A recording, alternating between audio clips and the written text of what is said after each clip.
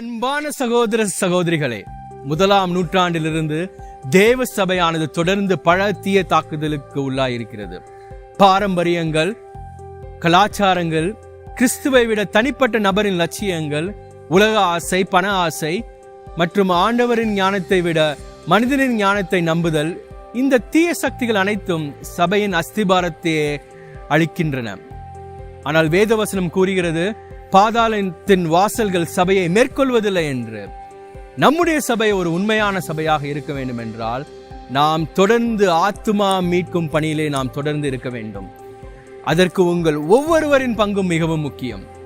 நாம் நம்முடைய சொந்த பலத்தை நம்பாமல் ஜெபத்தின் மூலம் ஆண்டவரின் வல்லமையை பெறுவோம் என்று தீர்மானிப்போம். மாதத்தின் ஒவ்வொரு முதல் நாளிலும் செப்டம்பர் 1ஆம் தேதி முதல் முழு சபையாக உபவாசித்து ஜெபிப்போம். நமது அன்பான ஆண்டவருக்கு முன்பாக நம்மை வெறுமையாக்கி தாழ்மைப்படுத்துவோம்.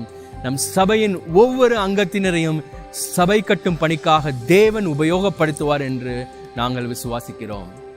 ಸಹೋದರ ಸಹೋದರಿಯರೇ, ಮೊದಲನೆಯ ಶತಮಾನದಿಂದಲೂ ಸಭೆಯು ನಿರಂತರ ದಾಳಿಗೆ ಒಳಗಾಗಿತ್ತು. ಸಂಪ್ರದಾಯಗಳು, ಸಂಸ್ಕೃತಿಗಳು, ಸ್ವಯಂ ವೈಭವ, ಪ್ರಪಂಚದ ಬಯಕೆ ಮತ್ತು ದೇವರಿಂದ ಮನುಷ್ಯರ ಜ್ಞಾನವನ್ನು ನಂಬುವುದು, ಈ ಎಲ್ಲ ಅಭ್ಯಾಸಗಳು ದೇವರ ಸಭೆಯ ಅಡಿಪಾಯನ್ನು ನಾಶ ಮಾಡಿತು.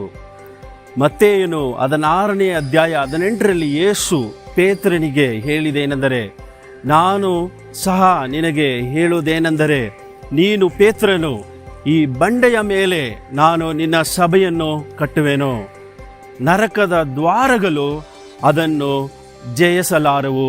ಆಮೇನ್. ಸಹೋದರ ಸಹೋದರಿಯರೇ, ನಾವು ನಿಜವಾದ ಸಭೆಯಾಗಬೇಕಾದರೆ ನಾವು ಇತರ ಆತ್ಮಗಳನ್ನು ಉಳಿಸುವುದನ್ನು ಮುಂದುವರಿಸಬೇಕು ಮತ್ತು ನಮ್ಮಲ್ಲಿ ಪ್ರತಿಯೊಬ್ಬರು ಪಾತ್ರವು ಬಹಳ ಮುಖ್ಯವಾಗಿದೆ. ನಾವು ನಮ್ಮ ಸ್ವಂತ ಶಕ್ತಿಯನ್ನು ನಂಬಬಾರದು, ಬದಲಾಗಿ ನಮ್ಮ ಉಪವಾಸ ಮತ್ತು ಪ್ರಾರ್ಥನೆಯ ಮೂಲಕ ಸರ್ವಶಕ್ತನಾದ ದೇವರಿಂದ ಶಕ್ತಿಯನ್ನು ಪಡೆಯಬೇಕು. ಸಹೋದರ ಸಹೋದರರೇ, ಸೆಪ್ಟೆಂಬರ್ 1ರಿಂದ ಪ್ರಾರಂಭವಾಗಲಿರುವ ತಿಂಗಳಿನ ಪ್ರತಿ ಮೊದಲ ದಿನದಂತೂ ನಾವು ಸಭೆಯಾಗಿ ಉಪವಾಸ ಮತ್ತು ಪ್ರಾರ್ಥನೆ ಮಾಡುತ್ತೇವೆ. ಸರ್ವಶಕ್ತನಾದ ದೇವರ ಮುಂದೆ ನಾವೆಲ್ಲರೂ ಶರಣಾಗೋಣ. ಈ ಇಡೀ ಉಪವಾಸ ಪ್ರಾರ್ಥನೆಯು ದೇವರೊಂದಿಗೆ ಮೊರೆಯಿಡೋಣ. ಆಮೇನ್. ಧನ್ಯವಾದಗಳು. Right from the first century, churches have been under constant attack, whether it's tradition, culture, putting personal ambition ahead of Christ, materialism, and relying on man's knowledge rather than God's. All these forces creep in to destroy the foundation of the church. But the promise in His word, the gates of Hades will not overcome the church. If we need to remain as a true church, we have to be redemptive, and for that each one of your role is vital. Let us resolve that we will not rely on our own strength, but we will seek guidance and empowerment from God through prayer. Every first day of the month, the entire church will come together for fasting, starting from September 1st.